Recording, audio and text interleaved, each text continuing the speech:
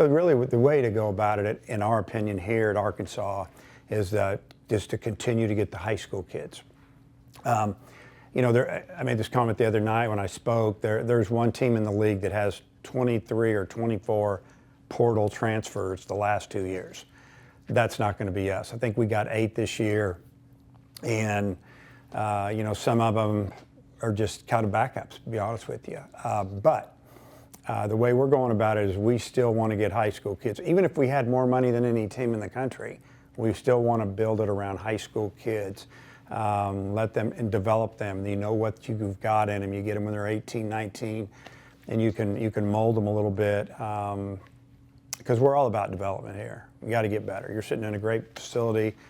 It's about development, and young kids are still really developing. The older kids will get better. I mean, look what Davalin did in 1 year, and you know, Aloy, you know, defensively really got better and got just a lot of things. And you could go to the pitching side of it too, but it's getting difficult when you get shot down, when you know you're one of the top teams in the country and you have the really, really good facilities, maybe the best in the country if you look at all of it, and your coaches are as good as any of them out there, and kids, you can tell they want to come here, but then for some reason they just flip, and we know what it is. And it's kind of the old saying, whatever they can round up for you, we can double it. We can get you more. And then bang, that's what happens. So we know that's going to happen a little bit. It's frustrating. We don't have to have the most. We just need to have a little more. I know how much you love baseball, and I know how much you love being a coach. Everything that represents, you know, you're very open about it, molding young men, helping people, turning a lot of people into millionaires. Are you concerned about the state of college baseball?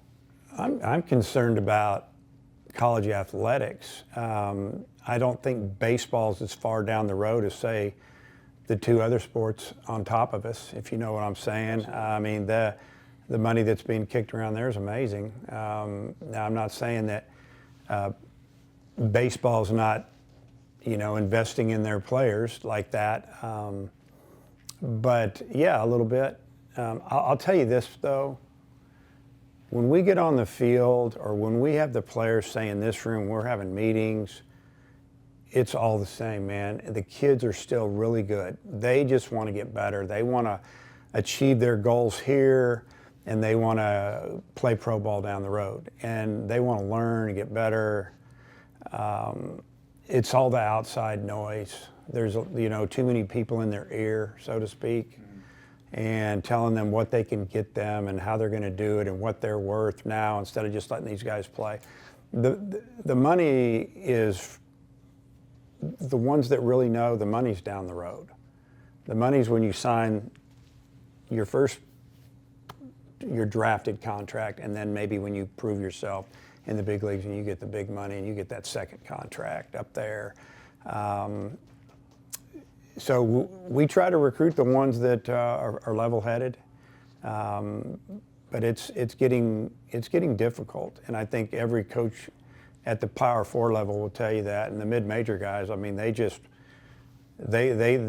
really old now. The mid-majors are really old, and they get some other kids in the portal and find a way to help them. But I know I've danced around your question a little bit. I'll just say this: the players are still pure. They're still good. In the recruiting space, you know, there's probably, I guess, more of the recruiting of the families than ever. Is that part of your approach? And the tampering stuff, in any way, is it out of control with the players and the families? Yeah, I mean, obviously, when you're recruiting high school kids, we start recruiting them the first day it's legal to go call them and talk to them. And, you know, they're going to know before we make that call that we're interested in them, because you tell their high school coaches or you tell their summer coaches, hey, when it's time, we're on this.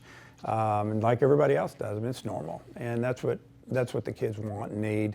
But you're definitely recruiting the families, you know, and trying to show them the whole picture, and the ones that, you know, that take a step back and really look at development and everything, we get in the ball game with most all of them. I don't know. Yeah, I'll leave it at that. Dave, you seemed so incredibly emotional, and for very good reason at the end of last season, maybe more so in the past. How do you process it? You know, whenever the dust settles, is it, as I said, I know how much you pour into these young kids.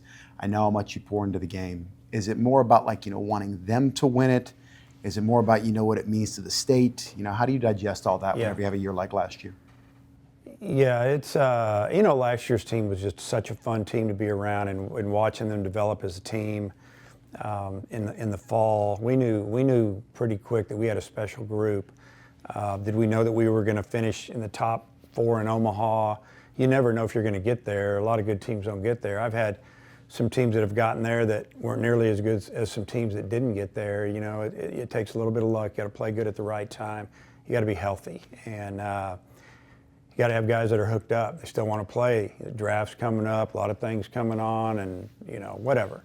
But yeah, it's when the season ended last year, it ended in such a strange way. You know, it was just an odd inning. Just so many things happened. Play at first, playing the hole it's short, a ball hitting off an outfielder's body when he slips. You know, it was just so weird.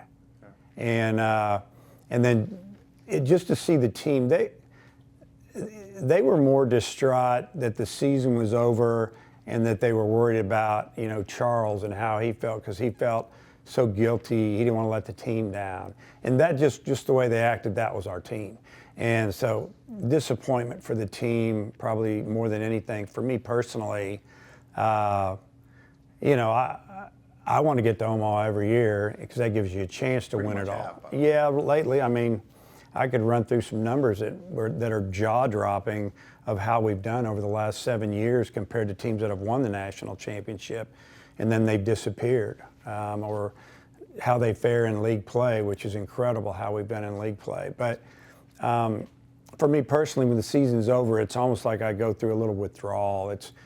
I mean, we all do over here. You know, you get back and it's over, and but we don't have time to sit around and pout. I mean, we've got to recruit. We've got to make sure the guys we want to come back. We've got to figure out how we're going to handle the draft. Where are we going to get some help with NIL money? You know, how much revenue share money do we have? You know, there's just too much, but you're just kind of sick to your stomach for a month while you're still working. And it's a tough pull, but I still love it. And you know, winning a national championship's coming. I truly believe that. You know, you have to be good, but things have to fall into place. You know, you think about the game we lost. We win that game, they're going to have to throw Anderson against us the next day. If they didn't throw him that day, because they had just run him to the bullpen, because they're thinking if we win this game, we're going to win the national championship. We can beat Coastal with whoever else we got. That's what they were thinking. And if we win the next day, we get to go play Coastal. If we don't win, I think Coastal might win it because they've got their boys lined up and they've used their guys. So, you know, it's such a fine line. Things have to be lined up. Obviously, you have to be really talented. You have to be a little lucky. You kind of mentioned it. That was a special group, and I've heard you say in the past, you know, we've had some really special teams. Is there a moment that kind of clicks for you preseason where you know what you have? Sometimes it takes a little bit into the real games, not quite preseason. I think going into the season last year, we knew the guys really liked each other and that they were going to be fun to coach and they were going to play pretty hard. But you know, we thought about this the other day. We were talking in my office, all the coaches, that it took us a while to get going last year. I mean, I think we won like a 2-1 game the opening day, and then the next day we might have won a 1-run game. We're thinking we're a lot better than this offensively. What's going on?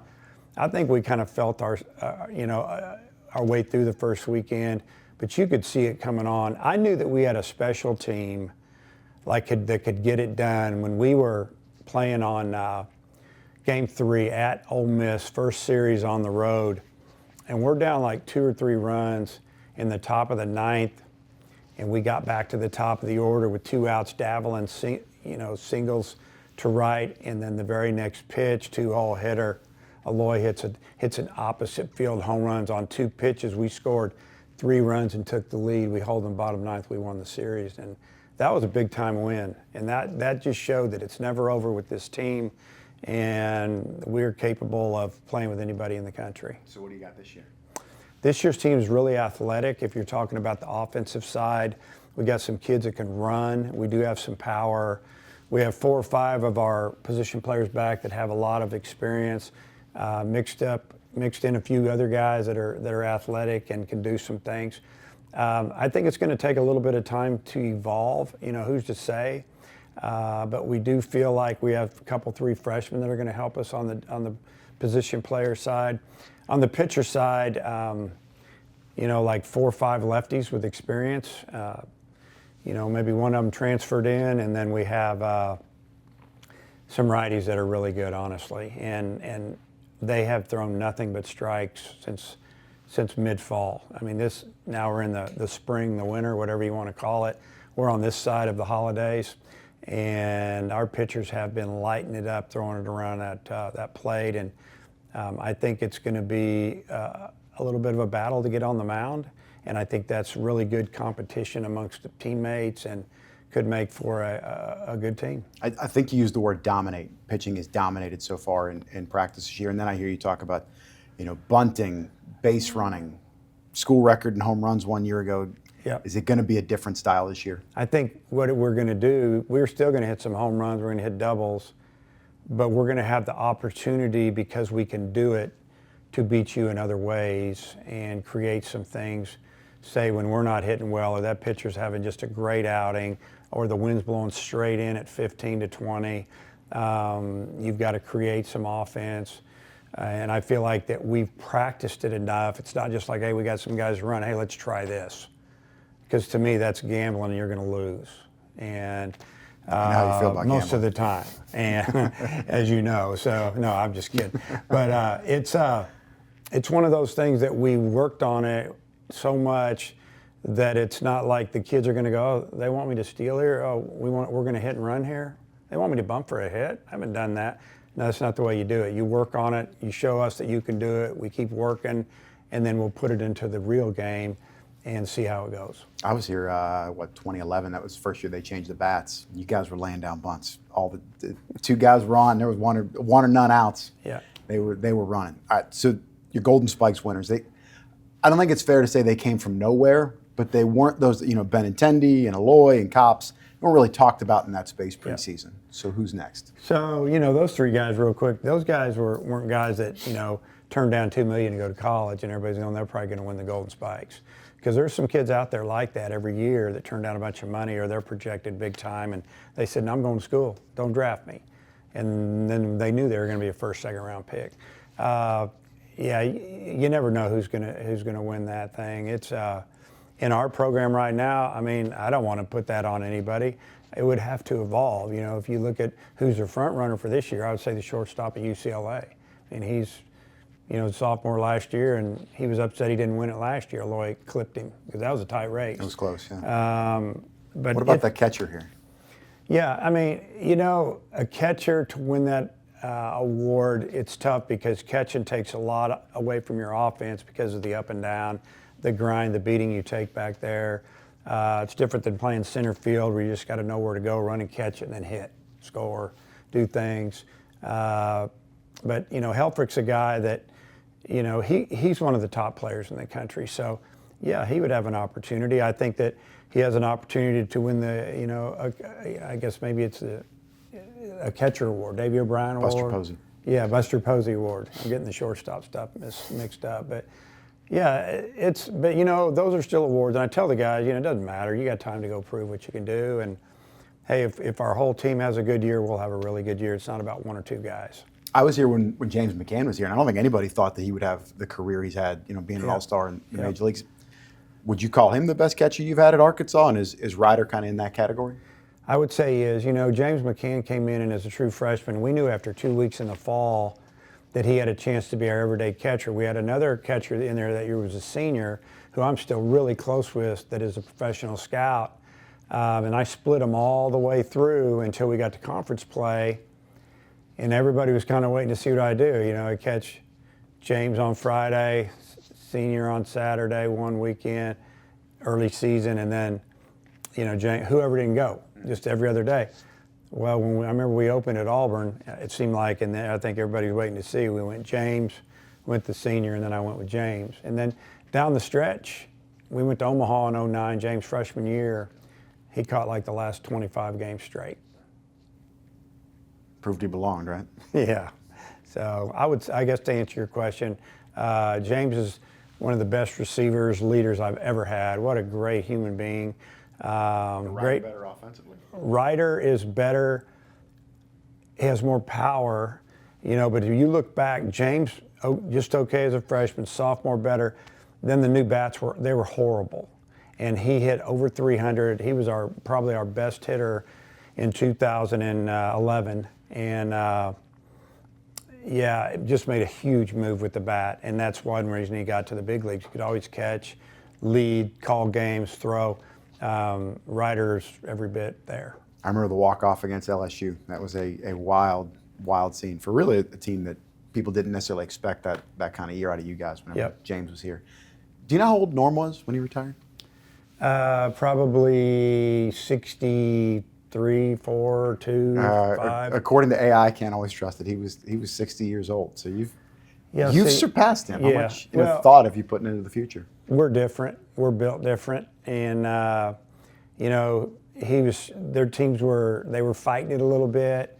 I've talked to him a lot during that time, and because he almost retired the year before. It was my 4th year at Nebraska, and I remember when he called me when we were playing up in the tournament at the Big 12 tournament. We were really good, and he said, because the year before he said, I'm probably going to go one more year. I really want you to come back here. And then my last 2 years at Nebraska, we went to Omaha, made it really hard.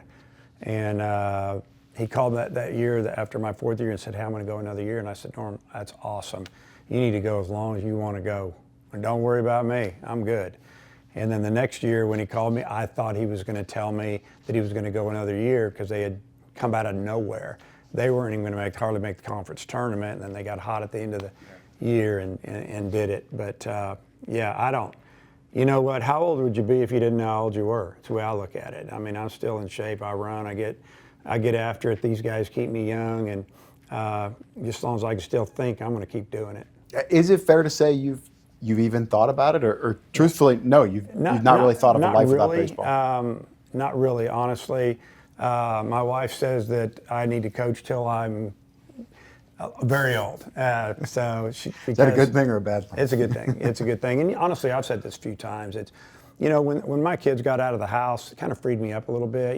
Even out of college, that I don't miss anything anymore. And so I like my job better now than I did before, honestly, because I don't feel guilty. And when I don't want to do it anymore, I'm not going to do it. But I want to do it. I'm planning on doing it for a long time. What's it like with the grandkids coming to the ballpark? Is that a different aspect of your career, maybe more enjoyable than another space was? Yeah, it's really neat to see them out there, and they're almost 2 years old. And my daughter's going to have a baby in less than a month. Another one, she's going to have 4, and that'll be it. But she'll have 4 under 2, and we just kind of go, wow. Unprecedented stuff right there. My other daughter lives real close to her, helps her, like I'm talking walking distance. We live close. My wife helps all the time. I go over there. My job is to give them a bath after they eat. It's comical, 3 at once in there. They get a little grumpy, but 3 diapers at once? Is that what's I don't going do the diapers. I just hand them to my daughter out of the tub and she takes them. So it's fun. It humbles you a little bit and makes you realize what really matters. Well, we're talking about, to wrap things up here, we're talking about Tony Vitello. What did it mean to you that he was confiding in you, looking for advice? And another part of that, do you think this could become a trend? Yeah. There's a lot. We could talk for a long time on that. That experience I've had with pro people. My assistant coaches have had opportunities with pro people. But with Tony, he just called and said, "What do you think?" And do you think I'm crazy? And I said, my comment. I had a lot to say, but I said, bottom line, what do you want to do? I don't think he was super happy what was going on over. I think it was more not about the University of Tennessee. It's a great university. It was more about dealing with agents and dealing with all that, trying to win, put a team on the field, stuff that we deal with. And I just said, hey, you're 45 years old or whatever it is, 48. if you want to take a shot at pro ball, here's your shot. If it doesn't work, you can always come back. And that's the way he felt. And, you know, he called me the other day and he said, hey, by the way, he goes, our very first game of the year, we play the Yankees. It's like the only game of the day, and they're going to put us on like Netflix. Never been, I don't know what it was, some station. It's never been on before. So he said, everybody will be watching. I said, hey, it'll be a good memory for you, win or lose. If ever even if you haven't been pursued, has that ever been a thought to try the pro space? Maybe 10 minutes, you know. Did you get a call? Oh, yeah. And you did? Many calls on a lot of things. So, Ever an offer? More of, what would you think about this? And then they, you know how people are. They don't want to say the wrong thing before they ask the question.